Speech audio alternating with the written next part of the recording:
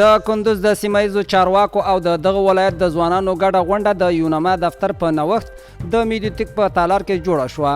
په دې غونډه کې مسؤلینو د نظام په جوړښت او د موثرې حکومتولۍ په پیاوړتیا کې د ځوانانو رول مهم وباله او زیاته یې کړه چې د اسلامي امارت حکومت هڅه کوي چې د دولتي ادارو په بیلابیلو څانګو کې ځوان کارمندان وګماري.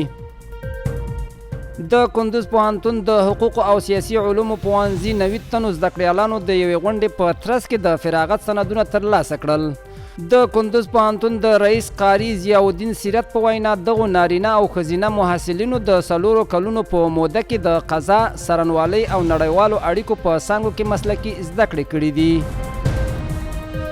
د کندوز امنیه قومندانۍ مسؤلینو په تازه اقدام کې خلکو ته د دینی لارښوونو د اسلامي امارت د رهبرۍ د پیغامونو د رسولو په موخه د کندوز ښار په مرکزي چوک کې د ټولنیزو اسانتیاو د رامنځته کولو په موخه څو تختې بیلبورډونه نصب کړل. په قلیزال ولسوالۍ کې د دولتي ځمکو د غصب او د غصب د مخنیوي د کمیسیون جدي غبرګون. په هغه غونډه کې چې یاد شوي کمیسیون د قلیزال ولسوالۍ له اوسیدونکو سره کړې وه، له هغوی وغوښتل چې غصب شوي دولتي ځمکې دې له غاصبینو خلاصې کړي.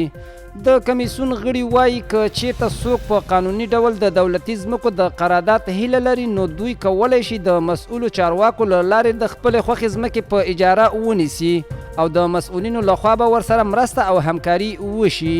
د یادونې وړ ده چې په قلیزال ولسوالۍ کې 15,000 جریبه غصب شوې ځمکه د دغه کمیسیون لخوا تشخیص شوې ده.